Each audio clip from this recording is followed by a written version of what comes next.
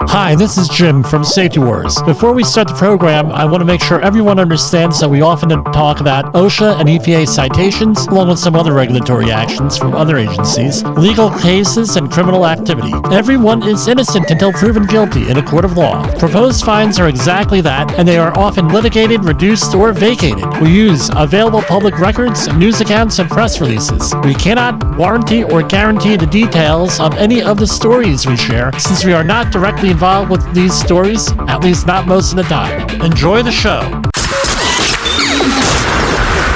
This show is brought to you by Safety FM.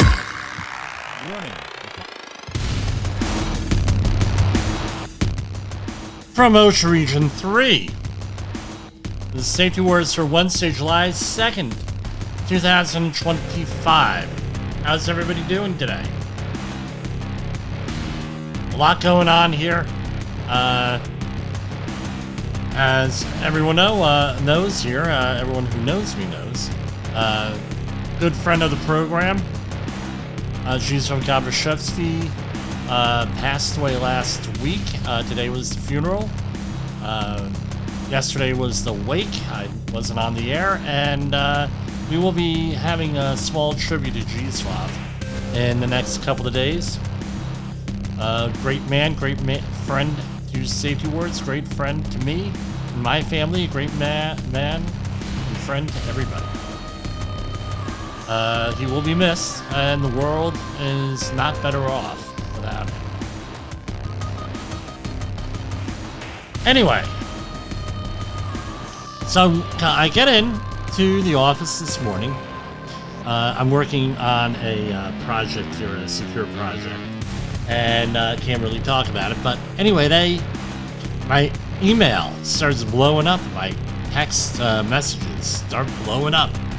Did you see this? Did you see this? Holy Muvno Aktuliver, the Boże, and Oy vey. The administration was really busy on Tuesday and Wednesday with the Federal Register. I normally do not talk about the Federal Register, but if this is not a record for the Department of Labor and the amount of stuff that went on the last 2 days, I don't think anything will. But remember, we are probably likely the only people going over this right now because the Federal Register takes a couple of days out. And if we recall, this is 6 months, I said, and we're going to have to wait like 6 months to figure out exactly what's going on with the new administration and what they want to do. Well, guess what?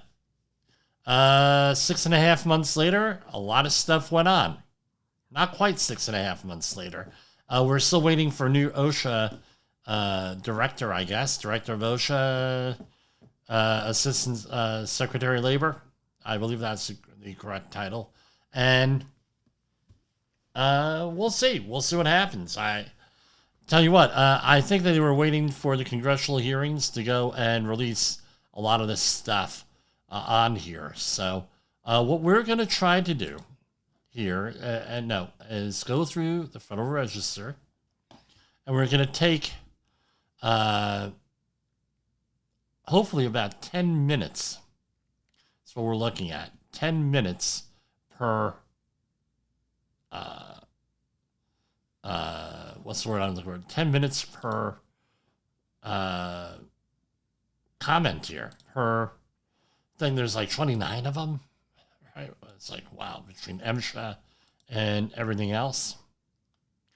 So, okay, so let's go right to it. I'm seeing if we can get, of course, I'm now everything locked up. Gotta love this stuff. Computers. Can't trust any of them. Give me a second here. Gotta do force quit. All right. So let's do share screen. And we will get going here.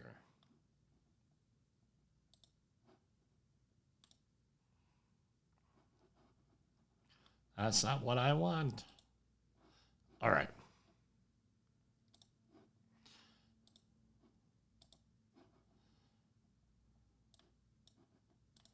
Bear with me. All of a sudden, nothing wants to work right.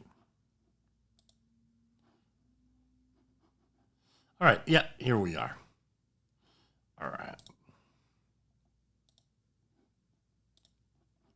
All right, here we are. So we have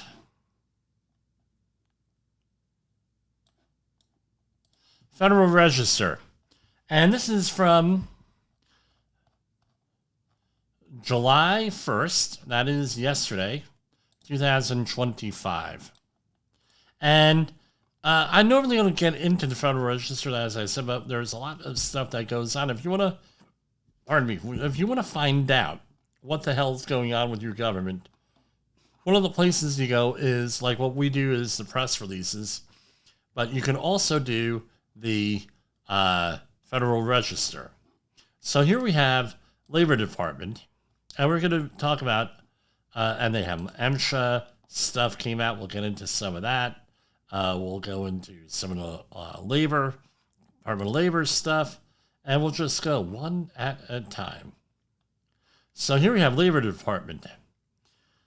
Obviously granted contract regulations, rescinding unnecessary notice and comment procedures, rescission of non-discrimination and equal opportunity provisions of the Workforce Investment Act. And then we have stuff of rescission there. So scrolling on down, we have the Maritime Administration, talking about stuff on there. And then we go over to MSHA, which if we have time, we'll go into. And you scroll on down to OSHA. And and this is going to be like 2 days worth of programs, probably. So I'm going to set the stopwatch. And we're going to try to get this done 10 minutes per item here. So here we go. Go. OSHA and Occupational Safety and Health Administration. Here we have Advisory Committee on Construction Safety and Health. We're going to click on the permalink and Occupational Safety and Health Administration, that's the agency, the action, the final rule. The summary. This rule revokes 29 CFR 1911.10, which require the Assistant Secretary for Occupational Safety and Health, Assistant Secretary, who heads OSHA, to consult with the Advisory Committee on Construction Safety and Health in the formulation of rules to promulgate, modify, or revoke standards applicable to construction work, and 29 CFR 1912.3, the general OSHA regulations covering the Advisory Committee on Construction Safety and Health. This final rule also makes corresponding changes to 29 CFR, and it lists all the regulations here, because these regulations impose requirements on the Assistant Secretary that are more burdensome than those mandated by statute, meaning what the Congress has laid out, and compliance with these regulations would needlessly delay the Secretary of Labor's regulatory agenda. These changes will ensure that the ACCSH is able to advise the Secretary of potential regulatory actions without adversely affecting the regulatory timeline. So they're basically trying to streamline things. All right, so here you have the executive summary and then the pertinent legal authority for this, saying this is what gives us the legal authority. And what are some of the summary and explanation of requirements? The Assistant Secretary is revoking 29 CFR 1911.10, 29 CFR 1912.3. So what we're going to do is open that in a new tab. What exactly is it? 1910, right? Looks like they already, right? Let's go back. 1911.10. And there's nothing here. So it looks like they already did it. Let's head on over to the Departmental OSHA website, osha.gov. Again, this is all, in real time here, laws and regulations. And what we're going to do is search the standards, other, and It was, let me verify, 1911.10. So you have part 1911.10, construction standards. So this has been rescinded, this whole thing here. The secretary, and this is, shall consult with the advisory committee on construction safety and health, established pursuant to Section 107 of Contract Work Areas and Safe Standards Act, in the formulation of a rule to promulgate, modify, or revoke a standard. The assistant secretary shall provide the committee with any proposal of his own, the Secretary of Health, Education, and Welfare, together with all pertinent factual information available to him, including the results of research, demonstrations, and experiments. The committee shall submit to the secretary its recommendation regarding the rule to be promulgated within the period described by the assistant secretary, which shall be no longer than 270 days from the original consultation. So that is, memory serves, 9 months. And it goes on and on and on. Removing that. Okay, what's the other one? Here is 29 CFR 1912.3. Let's see what that is. 1912.3. And about the makeup of this. So this is to make up the advisory committee on construction safety. So they're rescinding that, both of them in their entirety, and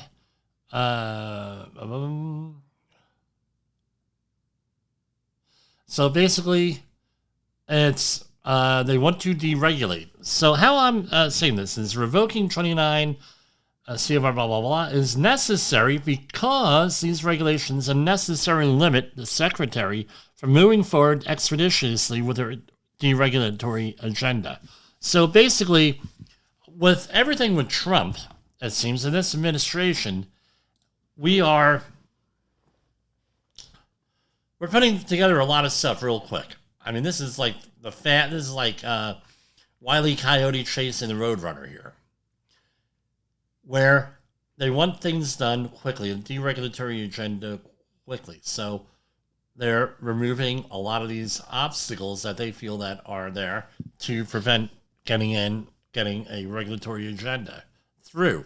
So again, that's what they're doing with this one, is just removing the regulatory agenda and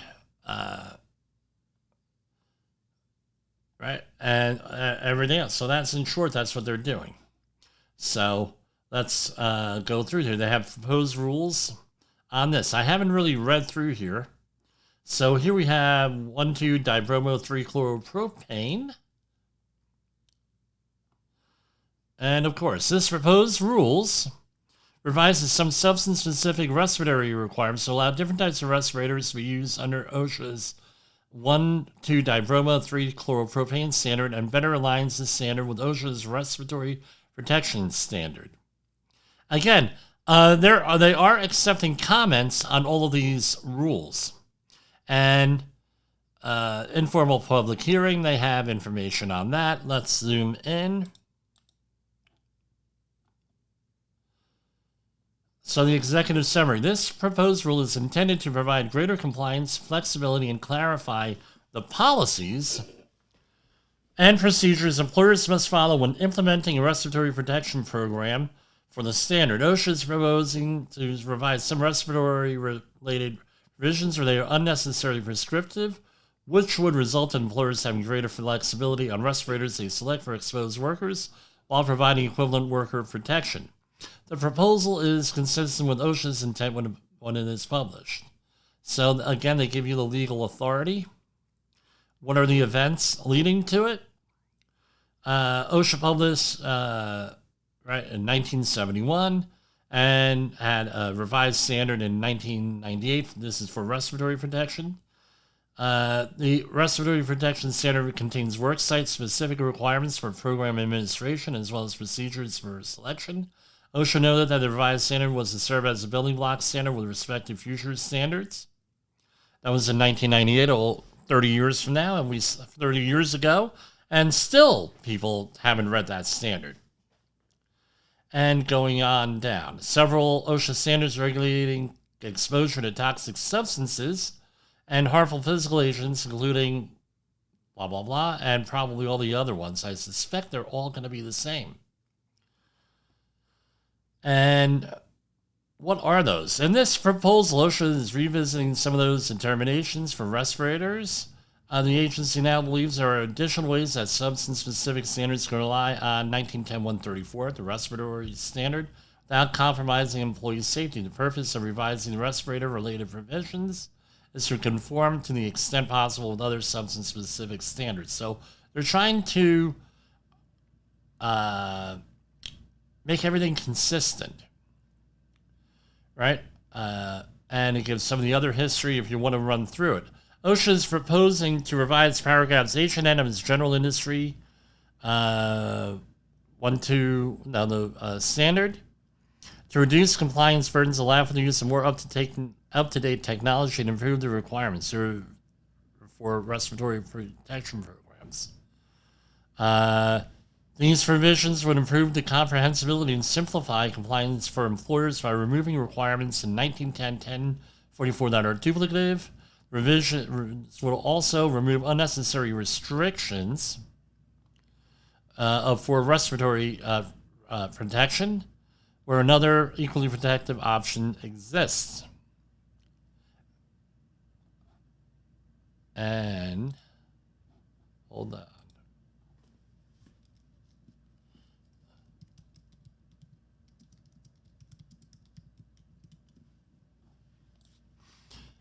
OSHA is proposing changes to requires employers. That paragraph currently requires employers to provide a combination respirator that includes a supplied air respirator or full-face respirator operated in a pressure demand or other positive pressure or continuous flow mode, as well as an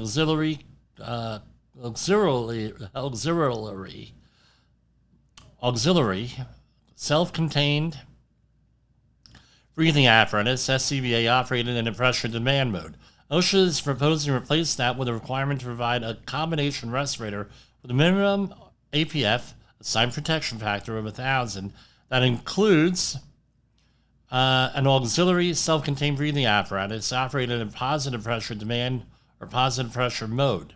Making this change will allow employers to choose respirators based on the APF factors from 1910.134 and would provide employers with more options. Finally, OSHA has preliminarily determined the paragraph that requires training on the purpose, proper use, and limitation of respirators unnecessarily duplicates the regulation in 1910.134. K. OSHA is therefore proposed to remove and reserve this paragraph. OSHA is also requesting comment on whether to remove 29 CFR 1910-1044 in its entirety. If OSHA did this, it would instead require any employers with exposed employees to comply with more general standards contained in 29 CFR Part 1910, including 1910 Subpart I going on, right? So, essentially, under this proposal, and believe me, proposal is one of my favorite words. So what they're proposing to do is is just deleting things that are duplicative. They feel that this regulation duplicates 1910-134 requirements. Now, I suspect for all of these, right, all these chemicals, that it's going to be a similar thing. Let's see what we got here. Again, here we have the same thing, and OSHA is proposing to revise some respirator-related provisions where they are unnecessarily prescriptive. So it's all the same legal authority and the events. Let's go down summary. 29 CFR 1910-1051 to reduce compliance burdens allow, okay, great. OSHA has determined that 1213 butadiene standard sections Some of them are duplicative, as in from 1910-134. Right? OSHA is proposing to remove many of the respiratory protection criteria from the regulation and Table 1. Specifically, OSHA is proposing to remove the phrase appropriate respirators from Table 1 in this section and instead include and provide to employees the appropriate respirators specified in 29 CFR 1910-134 D3IA. Because that requirements of Table 1 duplicate the assigned protection factors in 1910-134. Again, this is all about trying to get one set of rules, not for every different one. With this, making things simpler.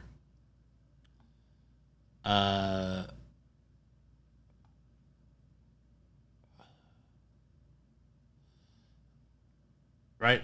And here's an economic analysis. They suspect it's going to impact 53 employees nationwide. All right? 13 carcinogens. Let's see what they have here. Let's zoom in.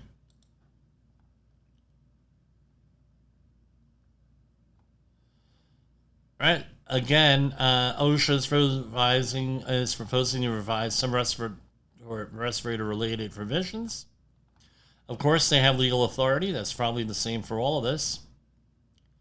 And what does it come down to? They basically want to make them in compliance with 1910-134.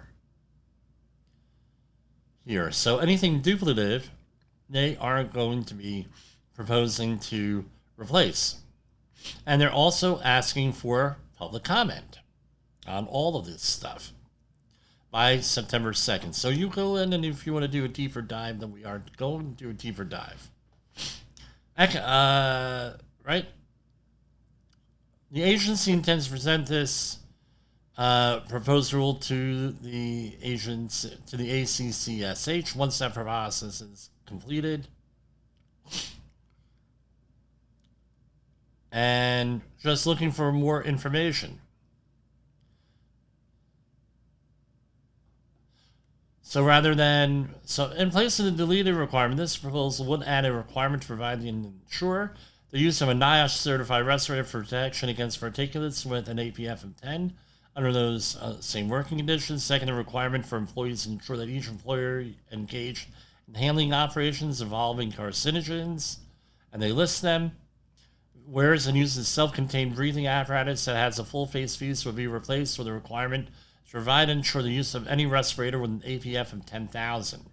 Standard would continue to allow employers to substitute a respirator comforting employees higher levels of protection than these respirators, but now would allow them to use additional type of respirators based on the assigned protection factor. So again, rather than saying you have to use this one, we're going to tell you you're supposed to use a assigned protection factor respirator with a certain assigned protection factor. Going on, acrylonitrile. See what they say here. And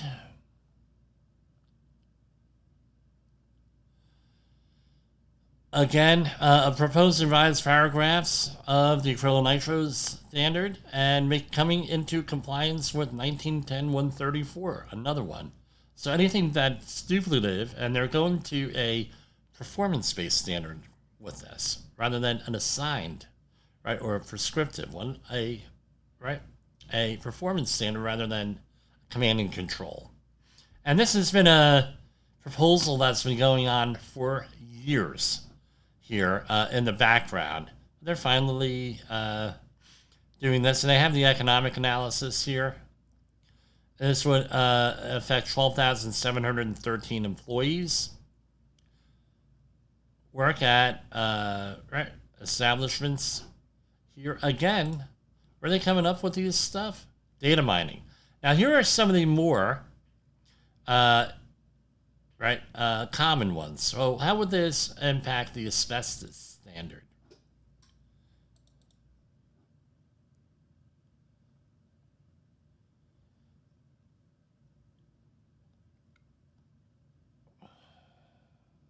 Again, deleting things and making sure that they are going to be coming to compliance with 1910-134.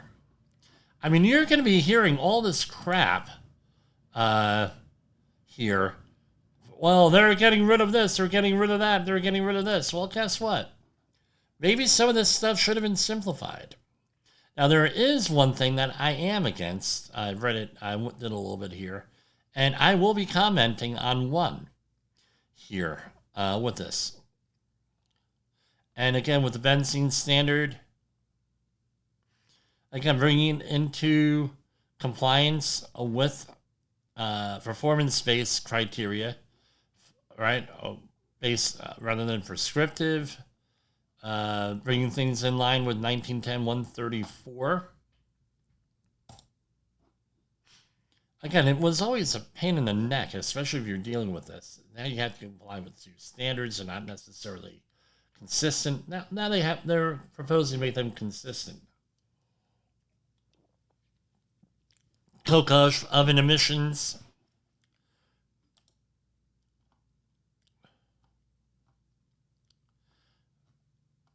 Again, bringing the things in line with 1910-134, the respirator standard. With this and with the events. Now let's go down into with this, right? Again, we're here with formaldehyde. No, I'm sorry, ethylene oxide. And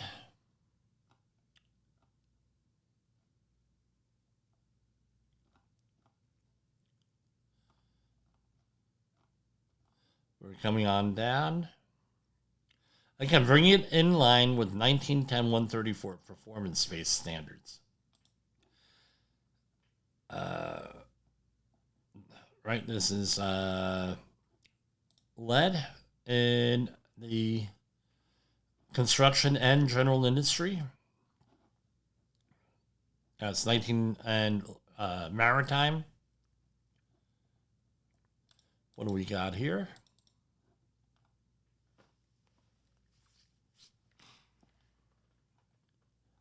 Same deal. Bringing things in line with the respirator standard.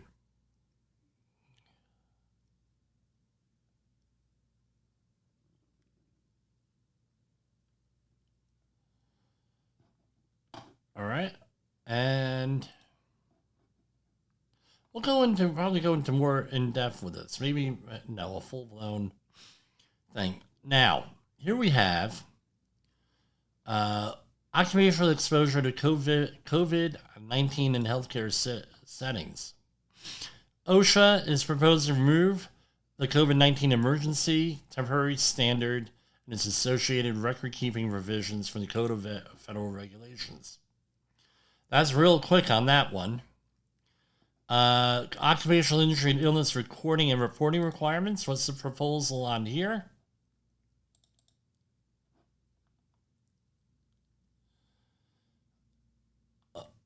OSHA is withdrawing the proposal to amend the OSHA 300 log by adding a column that employers will use to record work-related musculoskeletal disorders. Withdrawal of the proposal does not change any employer's obligation to complete and retain occupational injury and illness records under OSHA. Withdrawal of the proposal does not change the recording criteria definitions used for these records. So, going on, what's the rationale? Your agency's regulatory history on the subject of an MSD column requirement is of central significance for this position. OSHA determined that after review of the extensive record that adding the MSD column to the OSHA 300 log was not necessary to improve national statistics. Assist OSHA in the enforcement of the Act or provide useful data to employers and employees. In 2010, OSHA believed that an updated rulemaking record would demonstrate the value of usefulness. 2010 proposals on a new round of comment. After careful review, OSHA concludes that the updated record provides no basis for reconsideration in the agency's 2003 determination that MSD column is not necessary. So basically, they said it ain't necessary, so we ain't going to have it. Now, this is one that's here. I read it a little bit into it. Right? Interpretation of the General Duty Clause, limitation for inherently risky professional activities. So this all goes back to the SeaWorld case here. And the background. In SeaWorld, Section 5A1 of the Occupational Safety and Health Act, commonly referred to as the General Duty Clause, requires that each employer furnish a workplace free of recognized hazards that are causing or are likely to cause death or serious physical harm. This provision has historically functioned as an enforcement mechanism when no specific OSHA standard applies to a standard. In SeaWorld of Florida LLC versus Perez, OSHA relied on the General Duty Clause to prohibit SeaWorld from exposing its trainers to recognized hazard of close contact with orca whales during live performances. The D.C. Circuit upheld the citation, holding that SeaWorld was required to abate the hazard by requiring a barrier or minimum distance between trainers and orcas. But then Judge Brett Kavanaugh dissented, arguing that the General Duty Clause does not authorize OSHA to regulate hazards arising from normal activities that are intrinsic to professional, athletic, or entertainment occupations. In light of the issues raised in that dissent and subsequent developments in administrative and constitutional law, OSHA has re-examined its authority under Section 5A1. The agency now preliminarily concurs with the dissent's concerns. This notice of proposed rulemaking responds to those concerns and codifies the principle of the General Duty Clause does not authorize OSHA to prohibit, restrict, or penalize risky activities that are intrinsic to professional, athletic, or entertainment occupations. Now, my question here is, how is this going to affect some of the Cal OSHA regulations on bloodborne pathogen enforcement and things of that nature in a specific industry, entertainment industry? That's my question on here. Discussion. Then Judge Brett Kavanaugh's SeaWorld dissent argued that OSHA's attempt to regulate the inherent risk of SeaWorld's animal performances raised serious questions about the scope of the agency's delegated authority under the OSHA Act.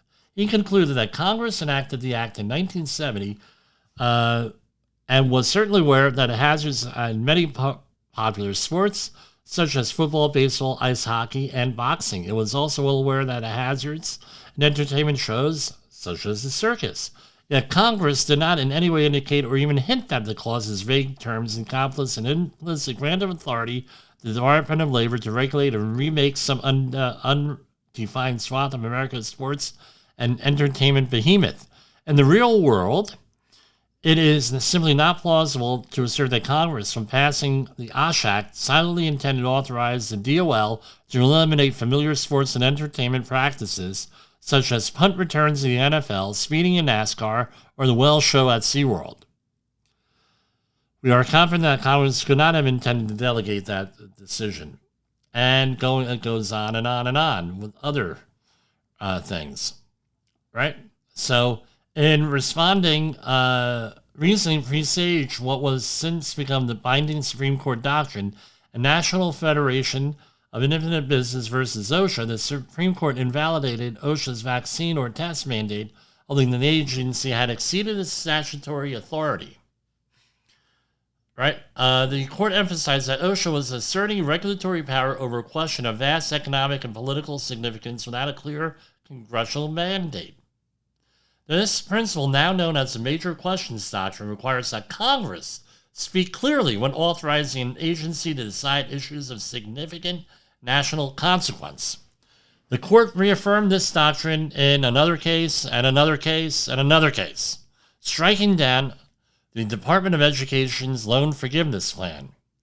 As applied here, OSHA's use of the General Duty Clause to regulate professional activities that are inherently risky, central to entire sectors of the economy, and could implicate Major Questions Doctrine if that authority were broadly exercised. These are not ordinary workplace hazards, but policy-sensitive judgments with far-reaching consequences. The General Duty Clause, enacted in 1970, contains no specific delegation or language suggesting that Congress intended OSHA to prohibit the core design of performances or sports through a general phrase like recognized hazards. OSHA acknowledges that regulating such activities could constitute an unlawful extension of authority absent a clear congressional directive. And they're going in there, right? And what's their proposal? Here.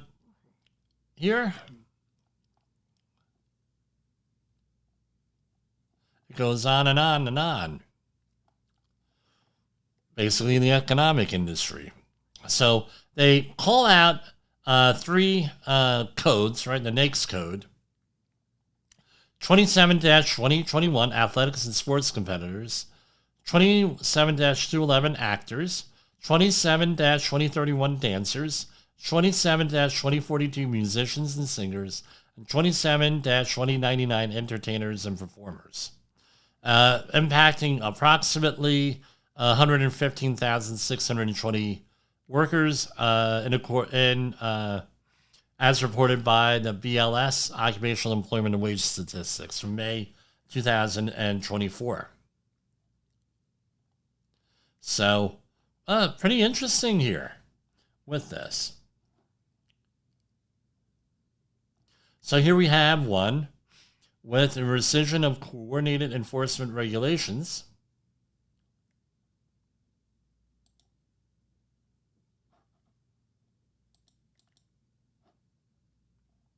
Department of Labor proposes to remove the regulations that set forth procedures for the coordination of enforcement activities, right, between the Wage and Hour, OSHA, and the Employment Training Administration relating to migrant farm workers.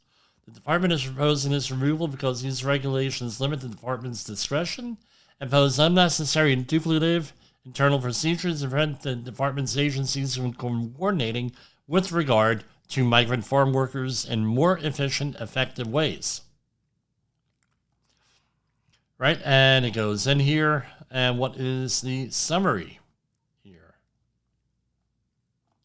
Gives you the rationale, and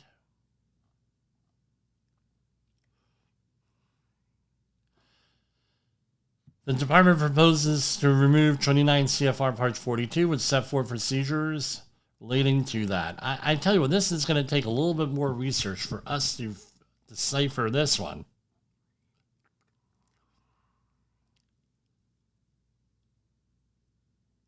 Again, deregulation. I think they just don't want rules behind this are very hindered. Now let's see. There was one here on filtering face fuse respirators. Maybe that was that. This is from yesterday. All of these things. Let's see what was today. So we're going to go to commercial break while I get the next set of documents going here. Probably be a good time for a commercial break. Safety Wars is streaming now. SafetyFM.com.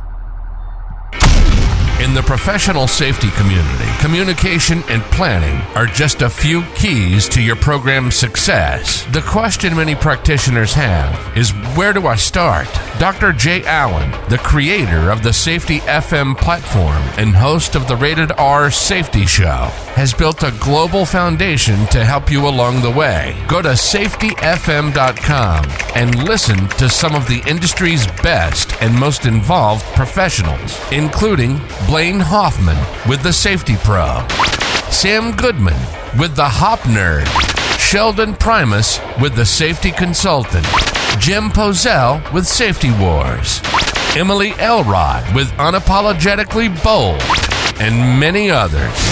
As individuals, we can do great things, but as a team, we become amazing. Dial into SafetyFM.com today and surround yourself with a powerful force of knowledge and support.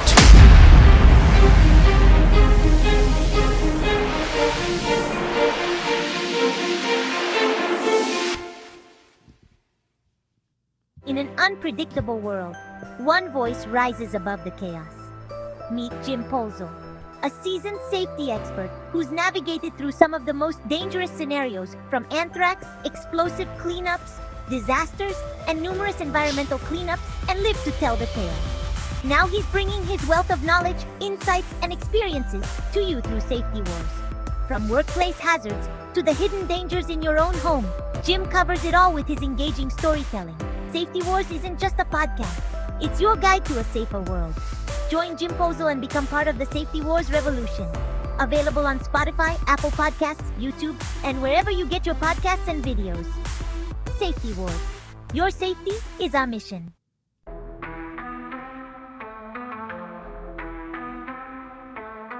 Masks on faces, no room for complacency. Air ain't free, got rules explicitly. 29 CFR, the code to live. Breath-free protection, OSHA directive.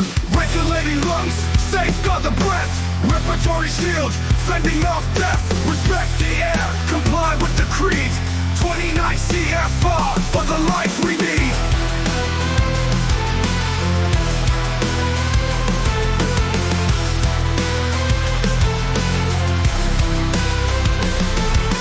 Filter tight, no gaps or faults. Night shift grind, a 9 to 5 hustle. Contaminants lurk unseen, unknown. OSHA's guiding us, never alone.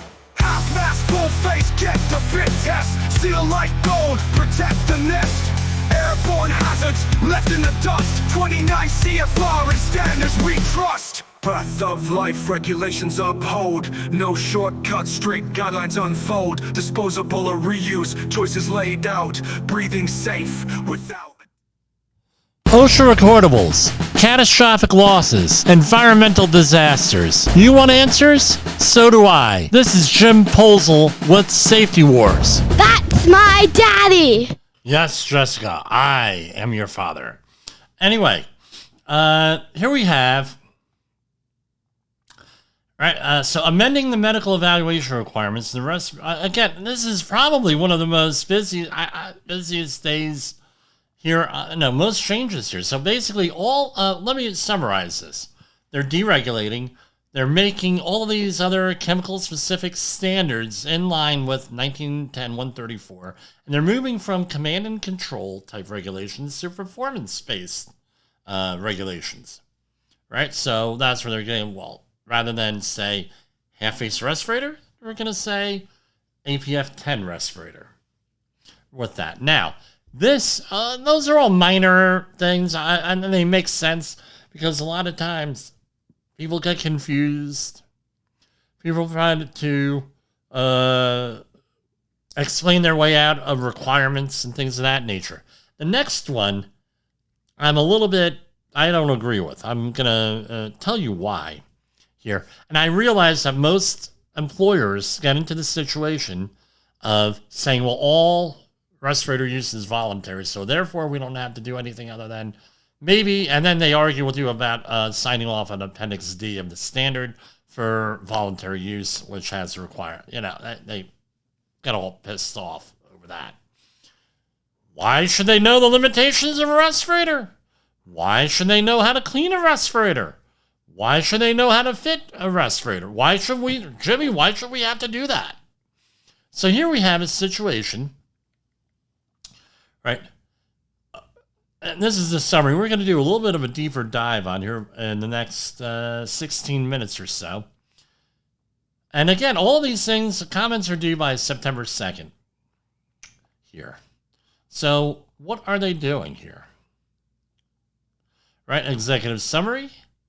In 1971, the OSH Act, right, OSHA, adopted the ANSI Standards Institute Z88.2 1969 practices for respiratory protection, as well as blah, blah, blah, and as a standard for respiratory protection. In April 1971, they promulgated this, right, 103, and it goes on and on, a little bit of the history.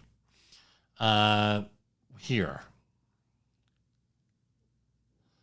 Now, the current OSHA Respiratory Protection Center aims to protect workers from inhaling hazardous airborne contaminants. Thank God. Let me do a share screen here. And And it goes on and on. A key component of this program is medical evaluation, which determines whether employees are physically able to wear respirators safely. Before using a respirator, employees must be evaluated by a physician or other licensed health care professional. Using the mandatory OSHA medical questionnaire, which is an Appendix A, or an equivalent method to assess medical conditions that could interfere with respirator use, such as cardiovascular or pulmonary diseases. A medical evaluation helps ensure that an employee required to use a respirator can tolerate the physiological burden associated with respirator use, which is crucial to ensure worker safety. Additionally, this standard mandates that fit testing for tight-fitting face-piece respirators, training on proper use and maintenance, and ongoing monitoring of workplace conditions to ensure the selected respirators provide adequate protection. The program must be regularly evaluated for compliance and effectiveness. OSHA is proposing an update to the Respiratory Protection Standard to amend the medical evaluation requirements specified in paragraph E, where an employee is required to wear either a filtering face-piece respirator, aka dust mask, or a loose-fitting powered air purifying respirator. It seeks comments on all aspects of this proposal. You're getting a comment from me. All right. Using a respirator may place a physiological burden on employees that varies with the type of respirator worn, the job and workplace conditions which a respirator is used, and the medical status of an employee. OSHA has preliminarily determined that this burden differs based on the type of respirator worn. Fair enough, and therefore proposes an amendment to the medical evaluation requirements. So it goes in here with the history of this.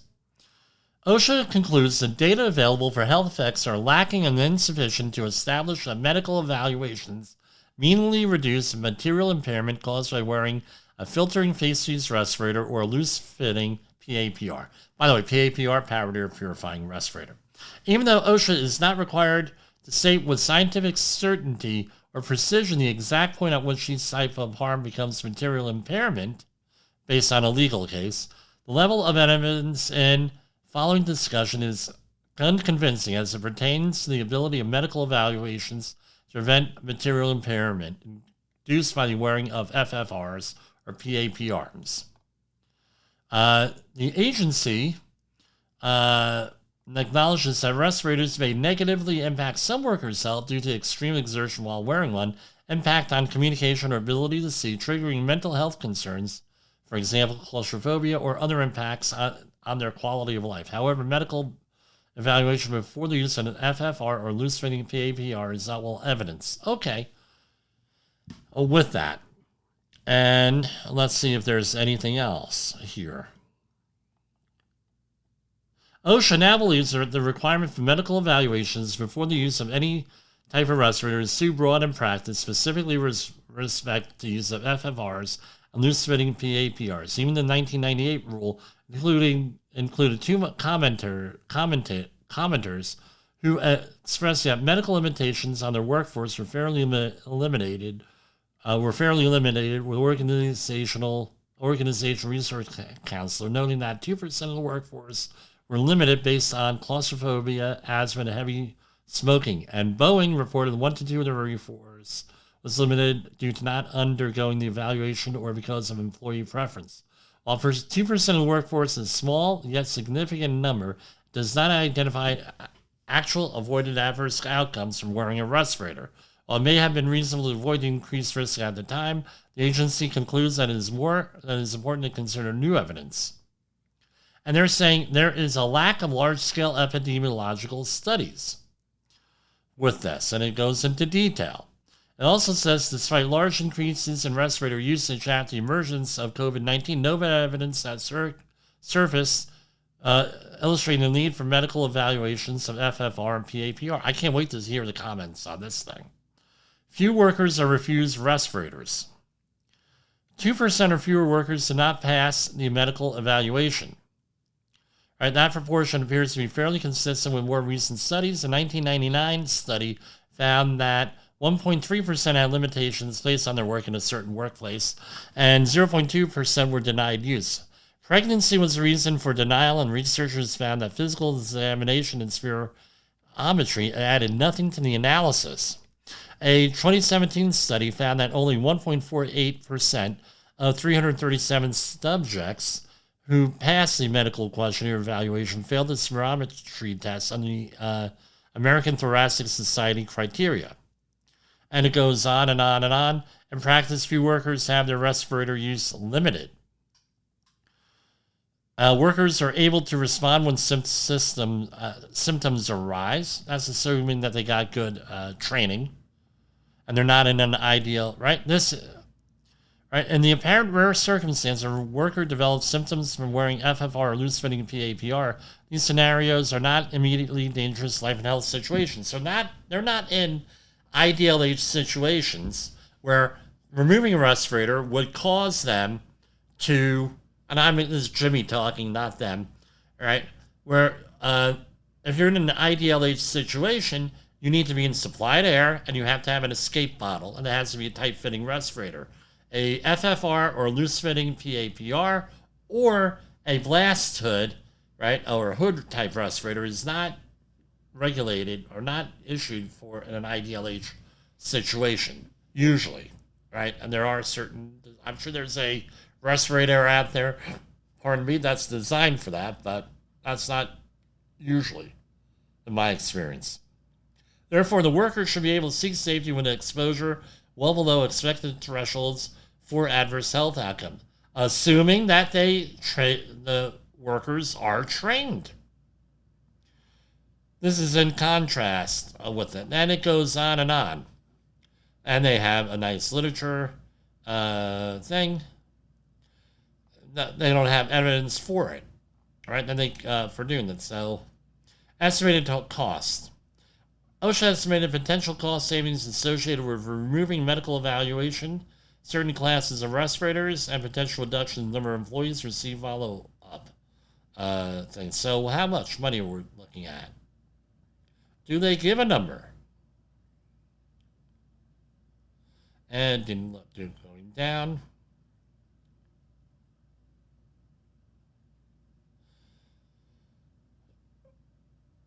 Boom, and we're going down.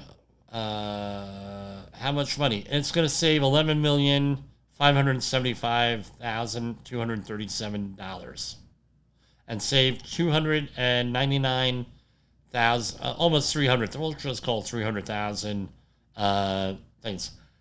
The cost would be $115.8 million. Okay, so this is my experience in this area. I shared this story here. My mother-in-law, God rest her soul, she passed away at the beginning of our show. Not today, but no, back in 2021. She passed away, and we're in the church. And they were taking her out of the church in the casket, and we had 6 supply pallbearers from the funeral home. Because it was during COVID, everybody had to be in masks and everything else. So they had a guy put on one of those imitation paper dust masks, right, to carry and he was one of the pallbearers. He had a medical episode of some sort, and they dropped the freaking coffin. Yeah. So I know that on paper this is going to happen, but I actually saw it in real life. The other thing is this, right? They're saying, well, it's not going to happen. I can tell you this, to back support this a little bit. Right now, very few, if any, companies do medical exams on filtering face fees respirators. They just say, well, we're going to call it, if they think they're savvy, we're going to do this, blah, blah, blah, blah, blah, volunteer basis, and maybe they might sign off on Appendix D of the respiratory protection standard, or they may not, and they're just going to let it go. I've gotten into arguments as well. This is what the rules are. You got to do. Now, my question is this. Because you're complying with OSHA regulations, you're meeting that standard, does that alleviate you from liability? The answer is no. If you give someone a respirator, here, wear this, and they put it on, and they have a massive heart attack, okay, 1.2%, 1.2%, or 0.7, whatever the number is. Your ass is in a little bit of a sling.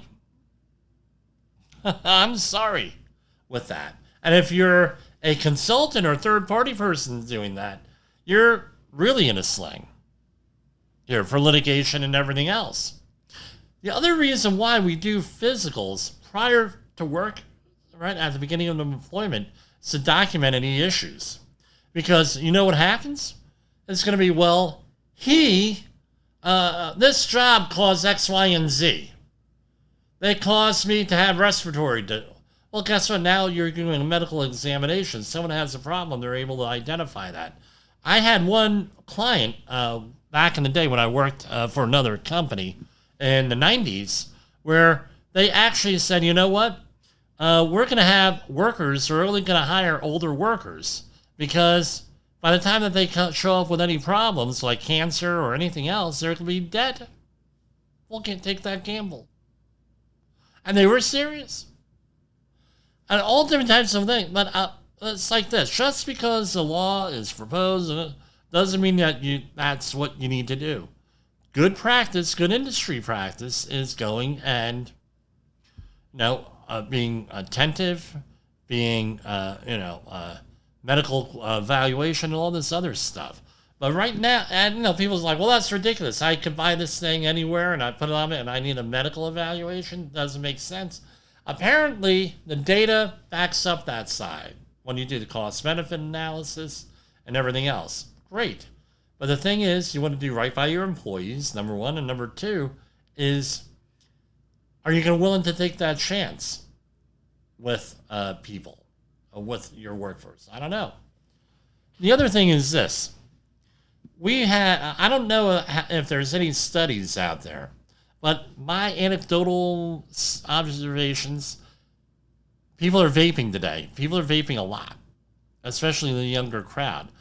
I've never had a 19-year-old smoker fail a spirometry test or fail medical. It hasn't happened. I've had people who are vaping since they're 11 or 12 years old fail these tests. So, again, roll the dice. Roll. If this goes through, you're going to be rolling the dice. And I don't like the idea of rolling the dice. But again, with that, and then they're saying there's all different types of cost savings, right? And everything else here. So they're saying, here, total cost savings from respiratory standard revisions. $52 million one-time costs, annual cost savings of $75 million. This is based on questionnaires, medical exams, and record keeping. 3 and 7%, annualized one time on here. Now,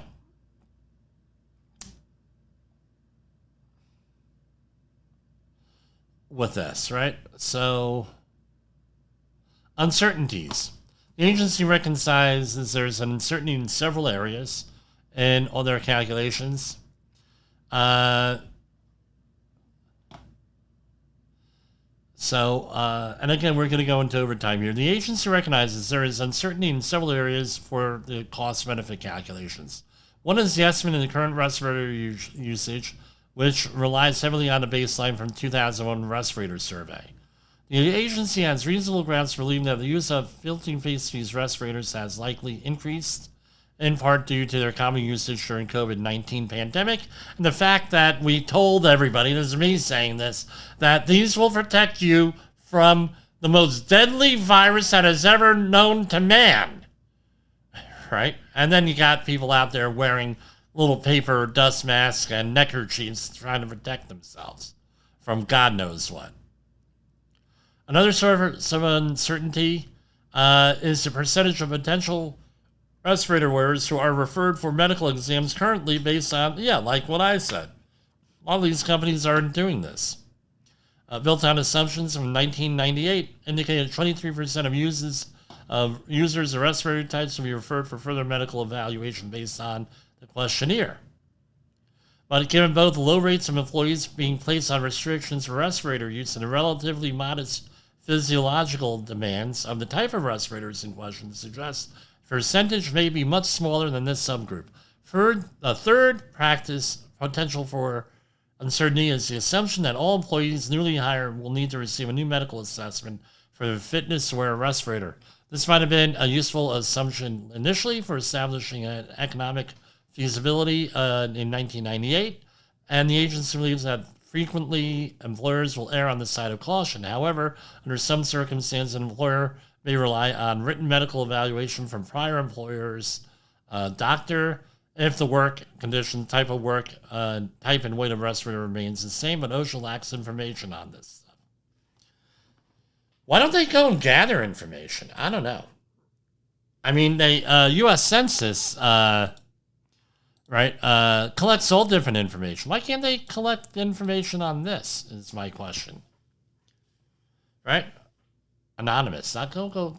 Use the Census Bureau for that. That's all I got for tonight. For Safety Wars, this is Jim Polzel, and I hope to be seeing you later on this week. For Safety Wars, this is Jim Polzel. Good night.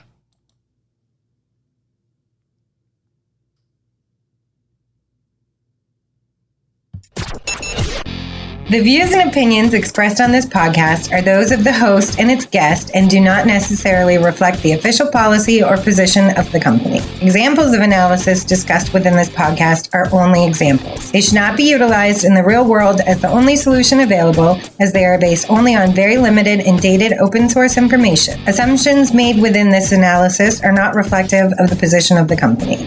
No part of this podcast may be reproduced, stored in a retrieval system, or transmitted in any form or by any means, mechanical, electronic, recording, or otherwise, without prior written permission of the creator of the podcast, Jay Allen.